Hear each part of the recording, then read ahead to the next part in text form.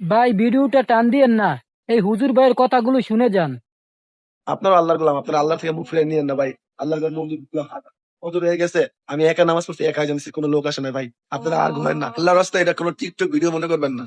ফজরে একা আজান দিছি, একা নামাজ পড়ছি, একটা লোক আল্লাহর ঘর মসজিদ আসে নাই। এই বৃষ্টি, এই শীত পাইয়া আপনাদের কি হলো? আপনারা রবরে কিভাবে ভুলে গেছেন? এই ক্ষণস্থায়ী 2 4 10 ঘন্টা ঘুমাইয়া চিরস্থায়ী জাহান্নামী কিনতেছেন। শুধু এটা এই মসজিদের হালত না, বাংলাদেশের বহুত মসজিদ আছে, একজন মুসলিমও যায় না। রেশারেশি কইরা, কাজ্জা কইরা, ঝগড়া কইরা। ভাই, কাজ্জা আপনার মধ্যে থাকতে পারে, ব্যক্তিত্বের সমস্যা থাকতে পারে, কিন্তু আল্লাহর ঘর মসজিদের তো কোনো সমস্যা নাই। আপনারা কেন নামাজ পড়েন না?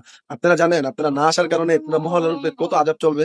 আল্লাহর ঘর মসজিদ ফাঁকা। এই সময় তরকারি বাজার গুলা যান, পুরো ভরপুর পাবেন লোকজন। মাছের বাজার যান, পাইবেন। কিন্তু আল্লাহর ঘর মসজিদ কেন ফাঁকা ভাই? আপনি যদি নামাজ পড়ে ওই আরবে যেতেন, কাজে দিতেন, আল্লাহ কি আপনাকে সাহায্য করতো না?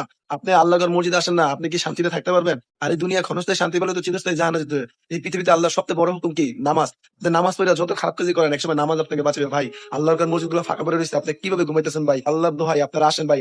আপনারা এই কথাগুলা টিকটক ভিডিওর মতো ভাববেন না। এই কথাগুলা এক আল্লাহর গোলাম আপনাদের বলতেছে। ভিডিওটা ভালো লাগলে শেয়ার করে দিবেন।